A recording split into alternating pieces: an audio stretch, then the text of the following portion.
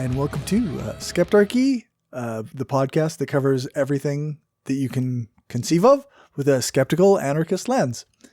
My name is Cory. I'm Eric. And I'm Kevin. All right. So I guess I have a few stories to cover if we want to go through them and see how she goes. Let's do it.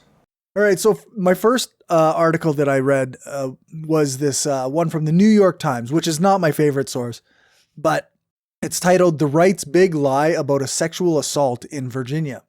And it's kind of the story about how a girl was raped in the bathroom at her school, and how the right-wing media sphere took this story and kind of blew it into this anti-trans story, because supposedly it was trans inclusion policies that allowed this dude to go into the bathroom and rape this girl.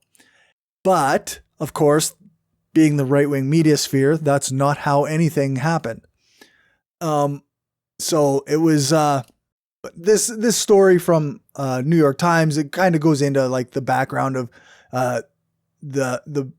the dad of the daughters. His name was Scott Smith, and he had been swearing loudly at another parent, and police tackled him because he believed in whatever this anti-trans rhetoric, basically, about his daughter's assault.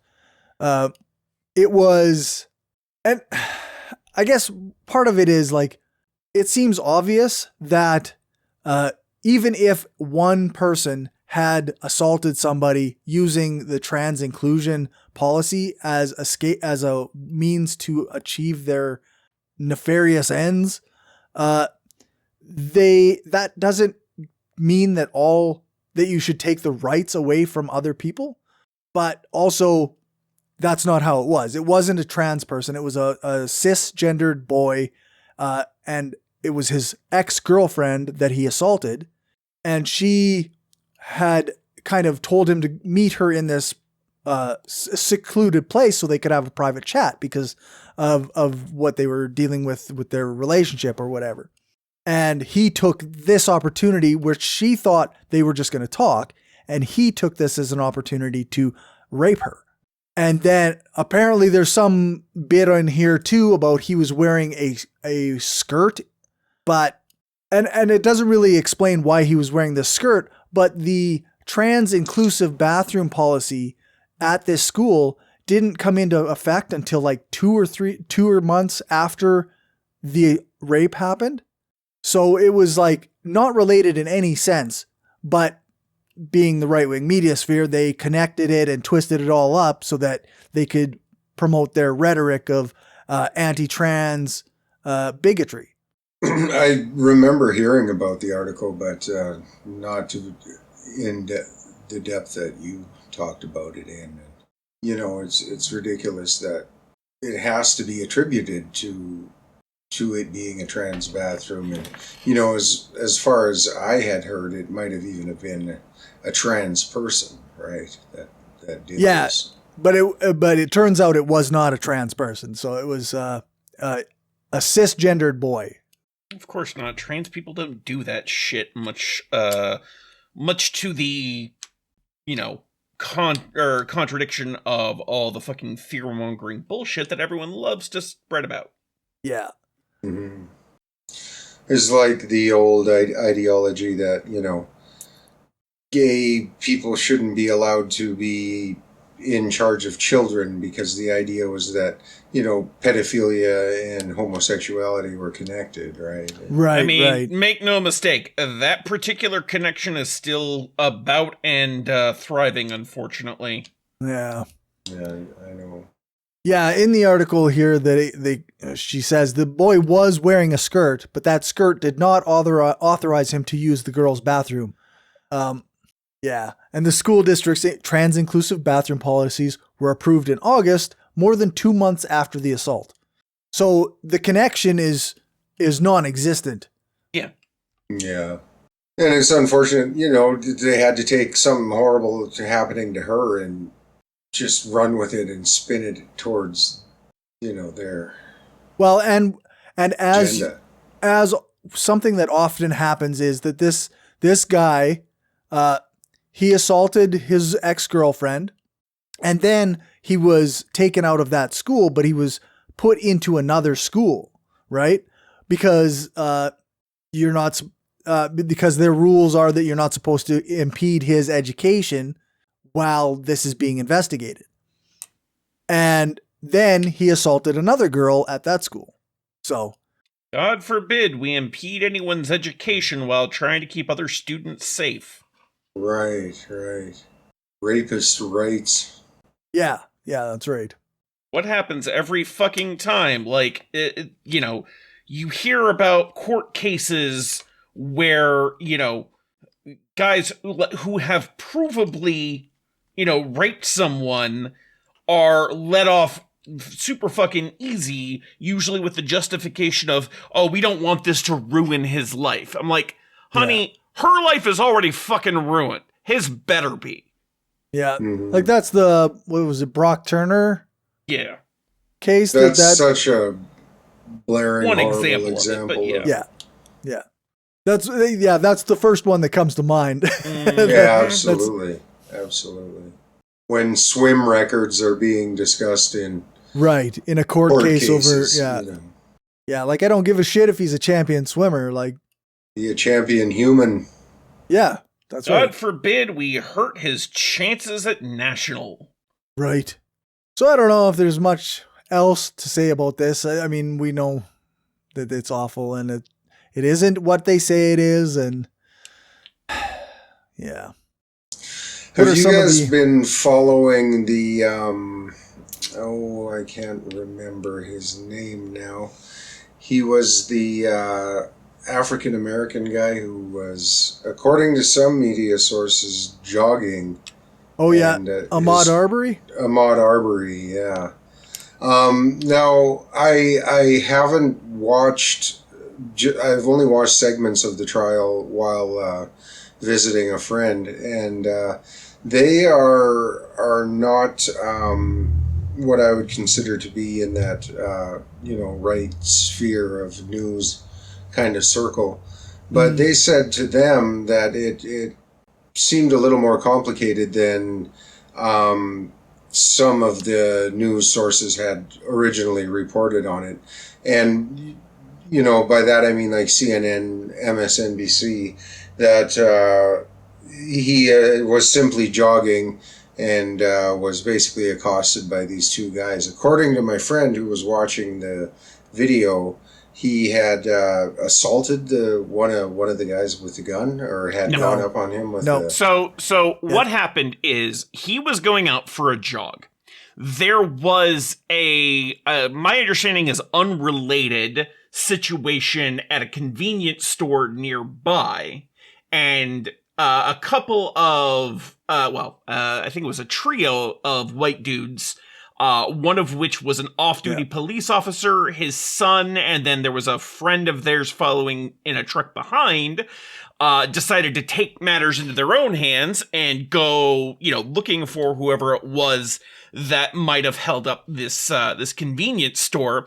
And they ran across Mr. Arbery, and they were trying to get him to stop. So they ended up, trying to block off his path with their vehicles. When that wasn't working, they got out of the vehicle, one of them with a shotgun, the other one with a pistol. I believe it was the son who had the shotgun. There were various moments where we couldn't see what was going on because it was either out of frame or blocked by vehicles. But what we could see, or what we could hear, and then what we could see shortly thereafter was while they were both, the younger man with the shotgun and Mr. Arbery were out of frame, we heard a gunshot that appeared to come from the shotgun. Then they came back in frame, at which point the two men were fairly close together, with the younger gentleman still having the shotgun. We hear the shotgun go off again, after which Mr. Arbery attempts to run off and then falls flat on the ground, we learn later that he was impacted by that, or at least one of those shotgun blasts. I don't remember the full details. And this was by two men, one of whom was an off-duty police officer, neither of whom had any reasonable cause to believe that their lives were in danger, especially when he was unarmed and they both had guns. Like, there is some narrative saying that that Arbery was trying to take the gun away from the other guy, but I'm like, if I had two guys pointing guns at me, and feared for my life, I would also try to take the gun. Yeah, I might also try to take the gun, especially when they all have vehicles and all I can do is run. Like, there's no way I can reasonably get out of the situation safely at this point. So the only other option is to attempt to disarm my attacker and, possibly, end the situation that way. But I'm like, I have not seen any convincing arguments that say that either of the two men who were, I will repeat, pursuing him without any reasonable cause, neither of whom were on-duty officers.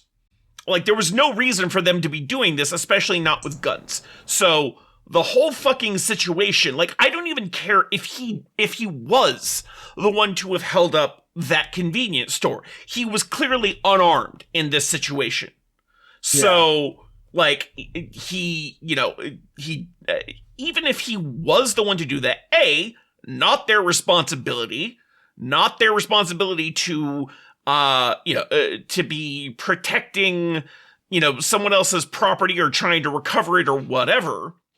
And definitely not reasonable for them to have shot him multiple times when he was unarmed. That sounds a lot clearer. And like I say, I hadn't followed it, but just by talking to the friend who seemed to be watching it, and he wasn't watching it on Fox News either. I can't remember whatever. I think it was CNN or one of those, and that's kind of what they had gathered from it. So, yeah, it is a fairly common tactic to make to try and turn the victims in these cases into like a perpetrator instead, right? Like to say like, oh well, he was doing this thing that was illegal, or he came at me, or I was feared for my life, right? It's just an extension of he was no saint bullshit. Like, right. You try to find some, some incident in their past that will somehow justify them being just straight up murdered in the streets. Right. Meanwhile, for, other demographics, you're bringing up record swim things and talking about how great of a kid they are, right? After having exactly. actually committed a crime. Yep. Yeah, it's yeah, I guess without mincing words, it's white supremacy in action, right? Yeah, right. White supremacy and patriarchy, because like when a woman is raped, the first questions will be like, what was she wearing? Was she drinking? All that sort of shit. I'm like, it doesn't matter. There is no combination of circumstances that would allow for anyone to be raped. Like, there is no set of circumstances in which any of those questions are in any way relevant. And like, and then like, I don't care what they did in the past. Like, in the case of, black men being shot, like, we care about what happened then and there in the immediate circumstances of those situations, and none of the, like, personally, I'm opposed to all capital punishment, and especially, without any sort of due process, unless there is an imminent threat to your own life or that of, a comrade, then I do not see, any reason to use, deadly force. Yeah, I just don't. That's right. Yeah. Yeah, like a lot of times you get people who will argue that if in order to protect their property, they get to carry out like they're allowed to shoot people basically. Fuck your property.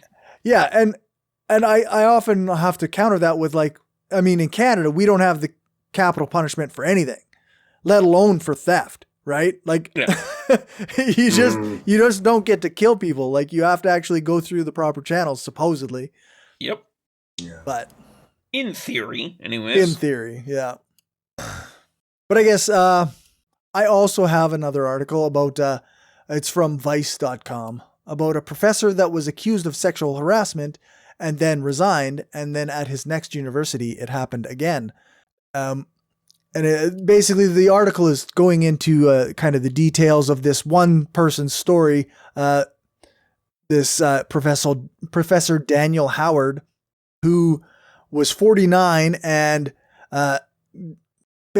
got a girl who was 19, a student, to come to his house when his wife was out of town, gave her a lot of drinks, and then had sex with her, apparently several times that night. It says had sex with her in the article, but it sounds like she didn't think she was actually able to consent because she was too drunk. So to me, that sounds like a rape to me. Yeah. But then they were in a bit of a relationship that Phoebe is the name they gave the girl for the article. She believed that initially believed it was consensual and that it would end with it ended with his wife's discovery of the relationship. And then he moved on to another university because it was discovered, and his wife reported it to the university, and he was, I guess, punished, but also got to retire without anything on like an official record of any kind. And this is one story, but there's multiple stories, and this is actually kind of a pandemic of this kind of thing across the United States with white male professors using their power to sleep with students, and then when they get caught, they just move on to another university. So, right. I recently listened to a podcast about discussing non-disclosure clauses in contracts, like in these settlements.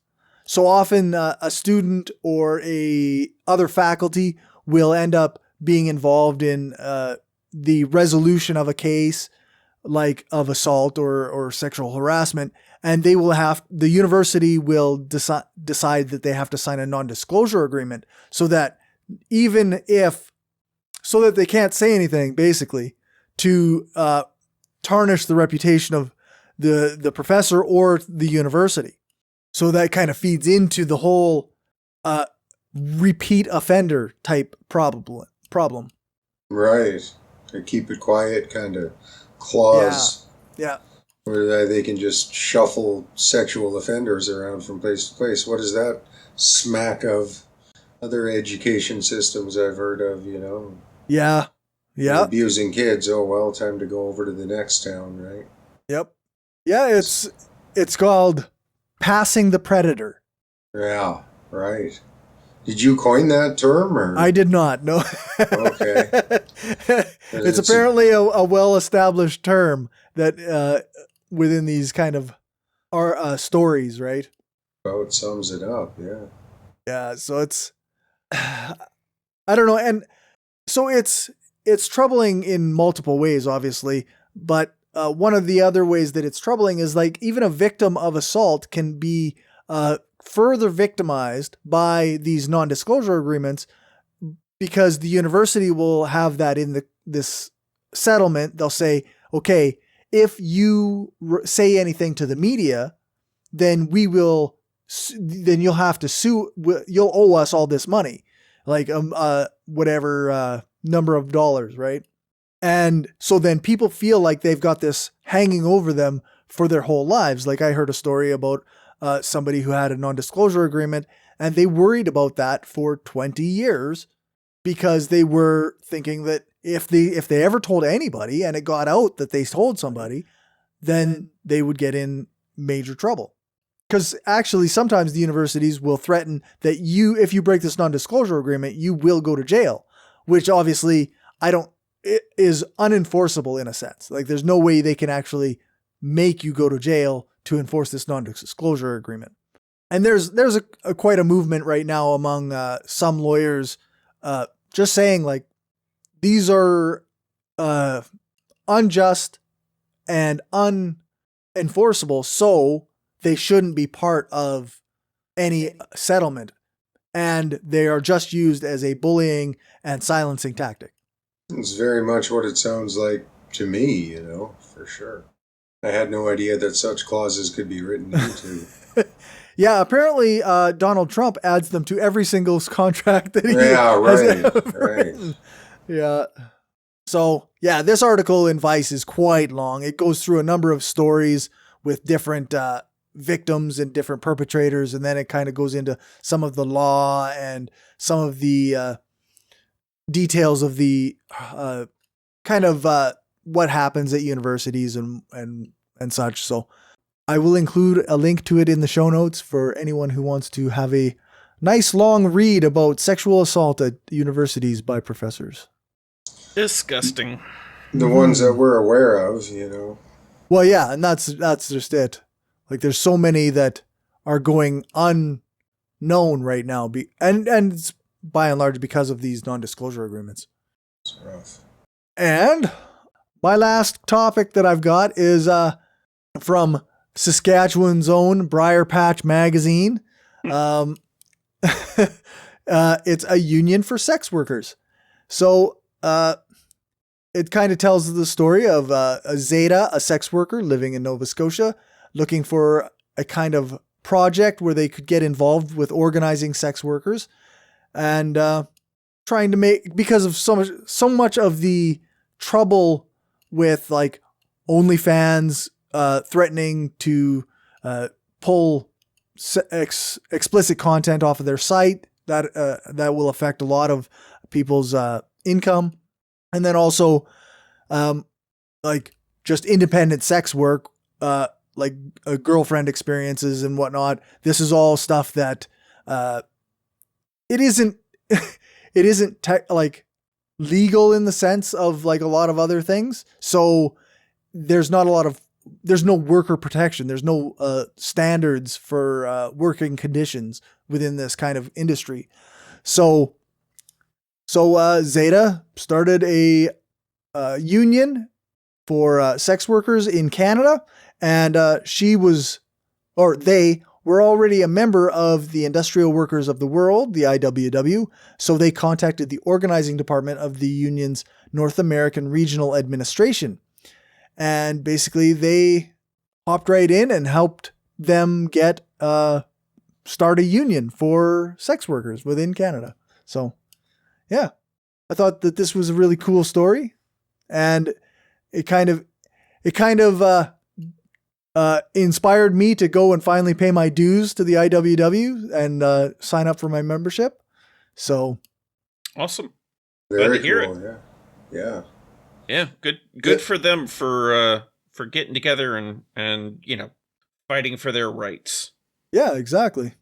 Yeah, I'm always a fan of worker empowerment. Absolutely. Well, I've got an interesting little statistic.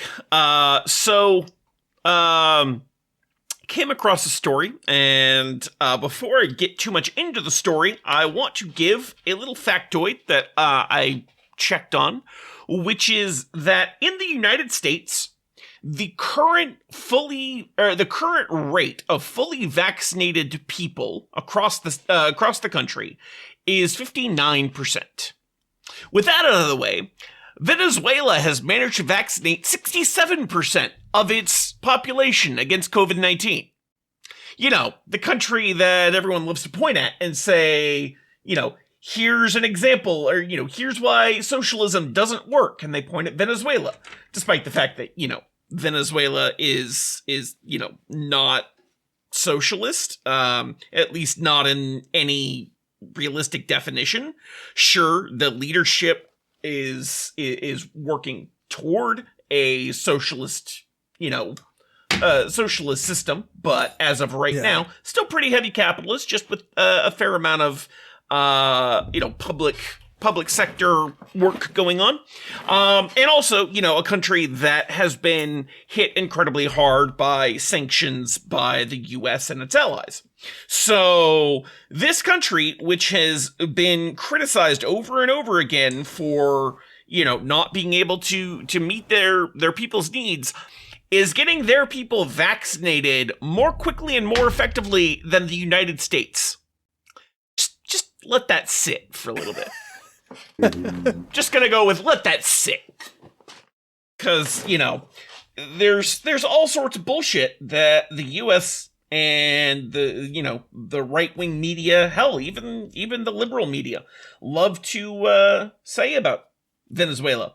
And I bet you not a single one of them is going to report on this.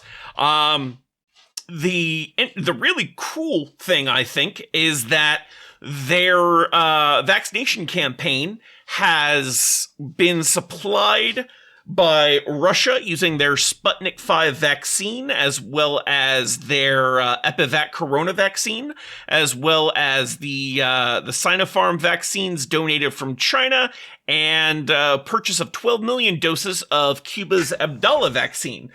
Cuba's Abdala vaccine is really interesting because, we know them to be one of the most embargoed and sanctioned countries by the US, and they managed to develop their own fucking vaccine. Yep. They weren't being given the vaccine from other countries, and they just decided, you know what? We don't need it. We're going to make our own. Yeah. Bravo. So, so I thought that was an interesting little thing. I'm sure a good chunk of the reason why the U.S. is, the U.S.'s vaccination rates are so low is because a lot of people are choosing not to get it because the misinformation that people have been exposed to is pretty fucking extreme. Yeah. But still, it's an impressive program that seems to be doing quite a bit better than, the U.S. Mm-hmm. Yeah, it's I guess it's similar to like even just in Canada, like we have places with pretty good vaccine rates, but in Saskatchewan and Alberta, the vaccine rates are not as good. And largely it's because of many people that have been exposed to a lot of misinformation and really, really identify with whoever is giving them that information. Just in case anyone's curious, the vaccination rate in Canada, as in the percentage of eligible people who are fully vaccinated, 85%. Is it really? Yeah. Wow. Okay. So very much, I find the kind of majority in this case, or the people who are vaccinated, don't make a lot of noise about it, and it's the sort of anti-vax crowd that feels the need to scream loudly. Yeah, that's typically the case. I had somebody the other day compare it to having their lives put in danger, and the idea was that the whole conversation was that people shouldn't be coming from Mexico. This is separate from the person who told me that every Mexican immigrant gets $460,000 automatically as soon as they get onto U.S. soil, which, damn lucky, I guess in their mind, damn lucky indigenous people, they have it so great, What about the rest of us hardworking white Americans is kind of the vibe I'm sure that's what they're thinking, yeah. Right. And so in this particular case, it was another rant about how the borders shouldn't be open towards immigration, and I said something to the effect of, well, that's easy to say when you're from the comfort of your couch in the rural Midwest, but you're not being persecuted, and you don't have people who are out trying to kill you. And then the immediate response from the other side of the table, not the same person, but the other side was, oh, don't we? They're trying to make us take these needles that we don't want to take, and they're threatening our lives, and, it's been shown that X amount of people have died in this state alone, and as an adverse effect to the needle, and You Which know, is almost certainly a false number. Yeah, it's anecdotal crap, you know, so I can feel a little bit overwhelmed sometimes, but, you know, hearing that 85% of this country is vaccinated, that's freaking great. And then one of the great parts that I like about it is that if I go into the coffee shop here, the people there have to be vaccinated, so therefore I don't have to hear the anti-vax rants over my morning cup of caffeine. Yeah, that's right. Yeah. I just want to consume my addictive substance without opposing views, please and thank you. Well, not necessarily even without opposing views, but without incorrect, misinformed, and utterly ridiculous views. There we go. Indeed. That are backed up by such sources. One of the as that Facebook post my buddy shared. Yeah, exactly. And my argument to the $460,000 per Mexican immigrant or per Latinx immigrant was that what source is this? And I got to admit, I read it on Facebook, but had I only read it once, then I would wonder. So algorithms definitely doing their jobs. Yep. Yeah. In that sense, for sure. One of the other kind of talk points, I guess, when I was back in America was the starting up of a group in our region. You might have heard of them. They go by the Sons of Liberty. Oh, Lord. Kevin, yeah, that sounds vaguely familiar. Well, it's a throwback to the Revolutionary War. And so, they're very much, let's see here, I was on the homepage, and they're kind of our mission: love of country, the Second Amendment, states' rights, voter ID, limited big government, poll watchers, fair media, lower taxes, keep the country open, and secure the southern border. Wait, what? Their opening statements. Open and secure? Yeah, that makes how do no you sense. keep? Oh, okay, wait. I think keep the country open they're heavily anti-vaccination, so I think keep the country open when no. No restrictions. Okay. No restrictions whatsoever is their agenda for sure. Yeah, that makes far more sense. I'm like, open and secure the southern border. Those two together don't make sense. And, the biggest thing was the vaccination stuff. And a lot of people in the community that I talked to were big proponents of this new newspaper, if you dare call it that came out. And the thing, I read 3 episodes of it. It's more kind of a leaflet, I guess. And the 3 editions that I read all had within them large write-ups about how great these Sons of Liberty are.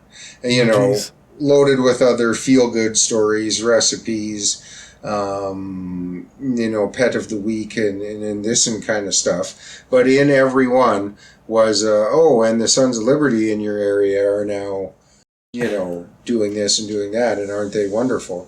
And, and the comment about the kind of rival, the other newspaper in the area, was that it had gotten too political. So people, I don't think, because people in the actual newspaper in the area were voicing negative opinion about things. And this other newspaper just takes a stance of everything is wonderful, and by the way, aren't the Sons of Liberty also wonderful, right? So they can have the argument of we're not being negative, but I feel like the very thing they're backing has negative connotation to it. Mm-hmm. Theme, the radical left fake news sources have been telling us for months to get the vaccine when in fact there was no FDA approved vaccine until late August 2021. Which radical news sites are those? I am not sure. They're probably talking about the local other newspaper, I don't know. And the only reason the FDA was able to approve the vaccine is because, for the third time in their history, they changed the definition of vaccine. It gives a link. I can probably share that on our thing. And Yeah, of for course, sure. like they're cherry picking. They act like they actually trust the FDA, which of course they don't. B, they're cherry picking that information very heavily because the full approval of the Pfizer vaccine didn't come until August, but the emergency approvals for both the Pfizer, Moderna, and Johnson & Johnson vaccines were all given earlier this year. I think the first approvals came in March or April. I think it was April that the first one came out, but I could be wrong. Yeah. But yeah, like, so, you know, if you want to be disingenuous and, you know, leave out the emergency approvals, then, you know, that kind of tells me that you're not looking to actually be honest. 'Cause like, yeah, you can go ahead and distrust the emergency approvals. Like, I have no problem with that. If you don't think there's enough evidence at that point, fine. But then they have this nonsense about, well, okay, I'm not going to say it's nonsense, but then they have this point about the FDA changed the definition of a vaccine. I'm like, definitions change all the fucking time as new information comes in. Like, the fact that the mRNA technology that Pfizer used had not previously been used in a human vaccine that was widely distributed. Okay, yeah, but the technology itself had been around for a while. And so, yeah, if, like, maybe they had to change their overly specific definition so that it would count this new technology, but like the essential function, the way that it works is not that different. Like, even like the Johnson & Johnson vaccine and the AstraZeneca vaccine both use essentially just a different method to do the same thing. Pfizer is injecting the mRNA directly, whereas others are using other routes to get it in. Like the AstraZeneca vaccine happens to be using a modified adenovirus that was derived from chimpanzees to get that particular mRNA code into our cells, but at the end of the day, it's still instructions for our cells to produce the specific spike protein that is the, kind of the main tool of the virus. It presents that spike protein to our immune system so it can be ready for it. So like, they don't understand what a vaccine is or how it works, and it's infuriating. Yeah, absolutely. There's the refusal to accept medical science. It gets better, and I won't read the whole thing, but these facts, the changing of the definition stuff, these facts are not being discussed or reported by the fake news media outlets. However, these are facts that could impact your decision-making when it comes to any vaccine mandate. There's also another aspect to the COVID vaccine that you need to know. In 1990, a U.S. organization known as VAERS was established, Vaccine Adverse Event Reporting System. Oh, God, they're going to bring up VAERS. They fucking love talking about VAERS. And again, I won't do the whole thing. On the VAERS website, this is their source, they openly admit that they probably only receiving reports about 1% of cases where a vaccine recipient experienced an adverse reaction. If we're only getting data on 1% of people with adverse reactions to the COVID vaccine, what are the real numbers? This is exactly what the left-wing socialist power seekers want. I've heard it referred to as treating us like mushrooms. I think you get my drift. And it just goes on and on. But the Sons of Liberty, as well as the speakers at our recent Freedom Fest, are not anti-vaccine. We are anti-mask. We are anti-gay, anti-med. It's just, to me, is ridiculous. And there was 125 people supposedly at their most recent rally. And, that seems like a lot of people, but I don't know. In a sparse population, I suppose a gathering of that much is. but there's, tens of thousands that weren't there. So for those unaware, theirs is a self-reporting system. Literally anyone can go on and submit a report about anything. There are reports in theirs, because I've read through a few of these, that are literally just someone heard someone else talk about a patient. It's like literally third-hand information has been reported through theirs, and it's in their database. So, sure, you can assume that only 1% of vaccine adverse reactions have been reported, but you know how much garbage is already in that database that has no basis in fact? Not to mention what counts as an adverse event. If I get a vaccine and the next day I'm hit by a bus, that technically counts. That is an adverse event that happened after I got the vaccine. It doesn't care about correlation versus causation. There's absolutely no burden of proof whatsoever in the VAERS system. It is completely useless as a tool for any of the shit that they're trying to do. Now, if you know how to properly filter through that information and follow up on reports and do the actual legwork to get that information, which the team that runs VAERS does know how to do and actually does, then you can get a better understanding and a better reflection of what the actual situation is. But of course, the people who are trying to use this as their evidence of vaccines bad don't do any of that shit. They just look at the database because it's freely publicly available online. Literally anyone can go there, look at all the reports, look at everything that's been said about this, and then report their own shit.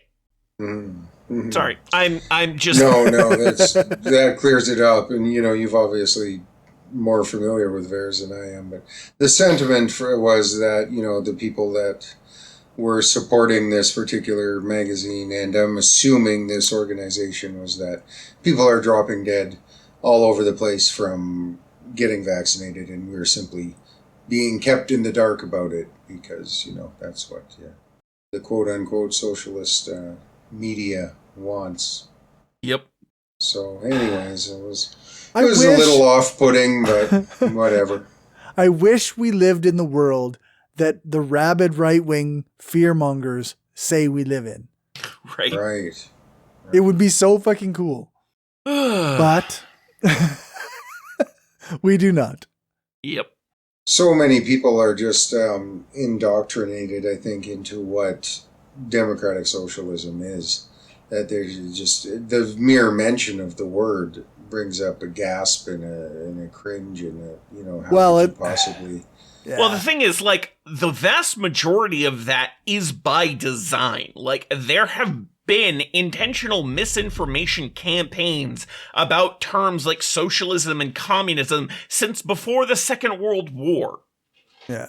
They've just existed because of the Russian Revolution in 1917, and all of the movements that particular event kind of spurred on around the world, and especially in the U.S.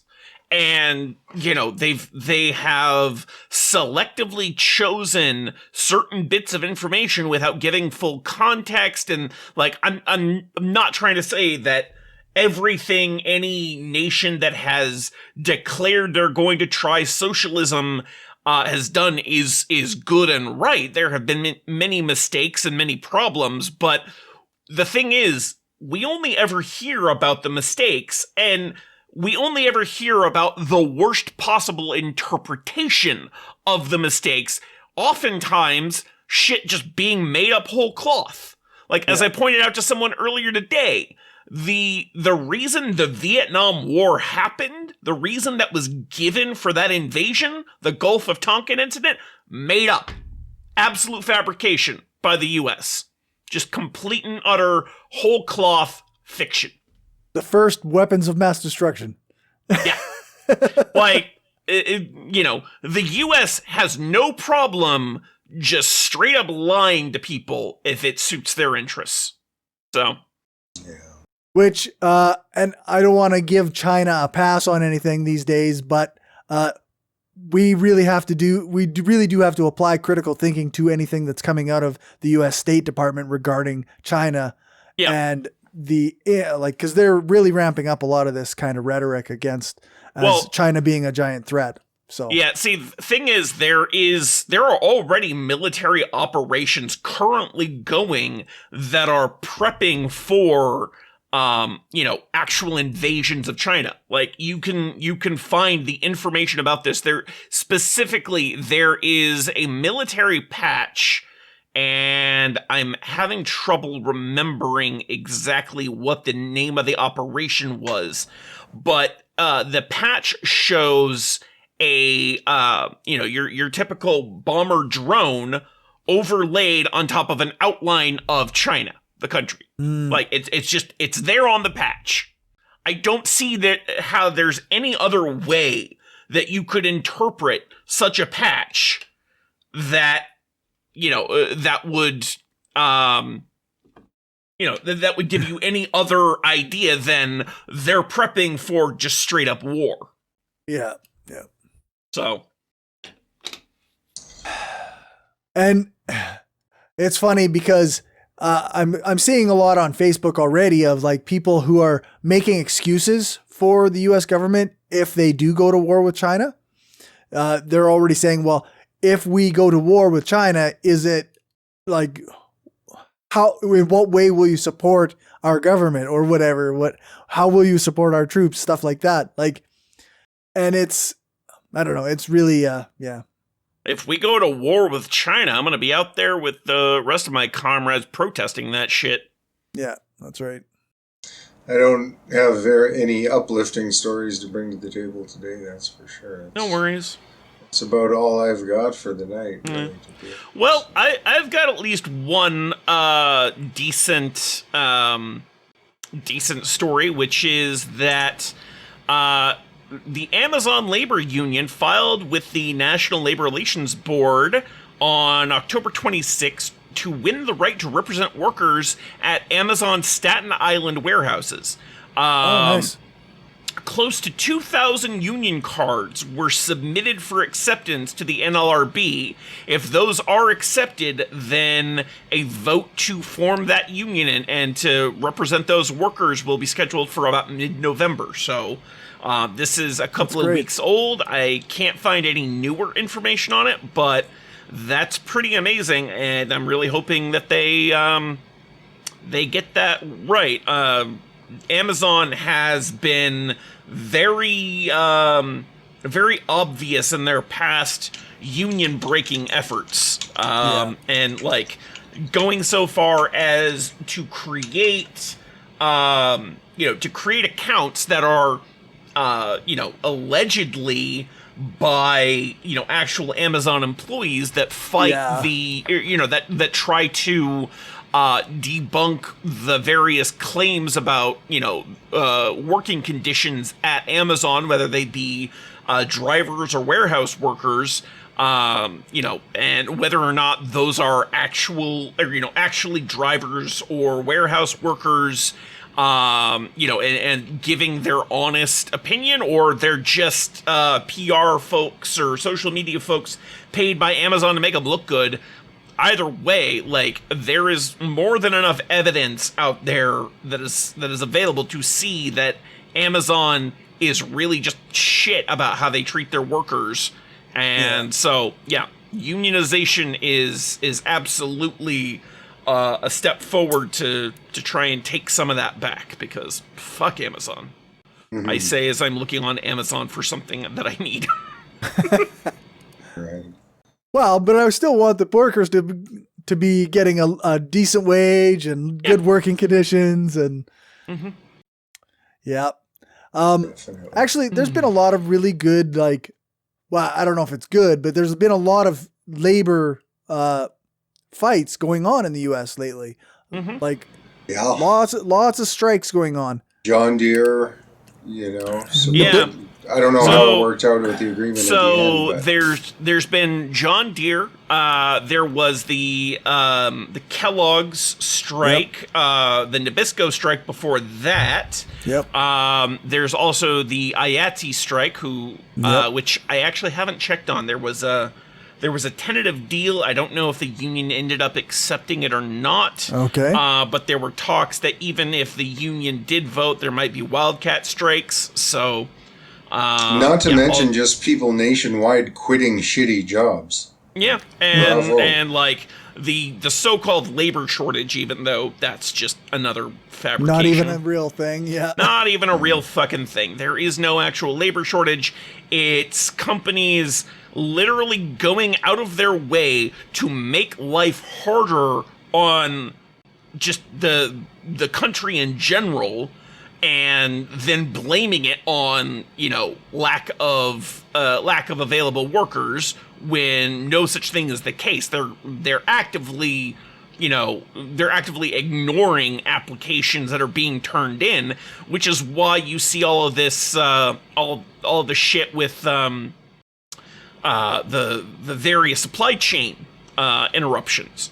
Like, this is what is known as a capital strike. Basically, capital is engaging in their own strike to hurt the people so that they can shame workers for not taking shitty jobs with shitty pay and force them back into, crap situations. And yeah, it's a bunch of bullshit and needs to be called out for what it is. Yeah, like I don't know the stats from anywhere else, but in Saskatchewan, we are currently at 99% of the employment we had before COVID. So we are, all the jobs that people lost during the pandemic, they're all back. Everybody's back to work. And yet you still see restaurants posting in the Leader Post and talking about stuff in our local papers about not being able to find workers. Well, if you want to, like, we actually at this point, we're almost at a worker shortage. So you really have to actually pay a wage because everybody's working. Yeah. There's nobody sitting at home on CERB or government assistance or whatever excuse you want to make for not paying a real wage. Mm-hmm. Difference between not wanting to pay and not having people willing to work, for sure. If you want to pay me $25 an hour, I will come and work there. If you don't, then I guess you got an empty spot for a worker. Well, and then some of these places are probably finding it more cost efficient to not have open dining areas and just deliver all their stuff too, right? So sometimes, without having to admit that, we just don't want to rehire enough people to open up the dining areas and just be a takeout only place, it's a lot easier to just say, we can't find anybody to work. So. Or employers, they love to say, hey, we're running shorthanded, but then they're not actually trying to hire anybody. So then your existing employees are doing twice or three times the work, and that's just because they just don't want to actually hire anybody. Yep. Sigh. Sigh indeed. General strike time. General strike time, that's right. We are at about the hour, I suppose, guys. We are at about the hour. So you can find us at skeptarchy.com. Our Twitter is at skeptarchypod. Our Facebook is facebook.com/skeptarchy. And our Gmail is skeptarchy@gmail.com. You can find me on Twitter at AncomPsychom or over on Twitch at Anarchist Laboratory. Eric Ray Standing on Facebook and at Eric Standing on Twitter.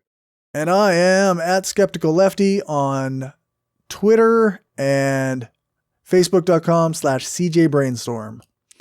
Thanks so much, guys. Thanks. Have a good one. You too. Have a great night.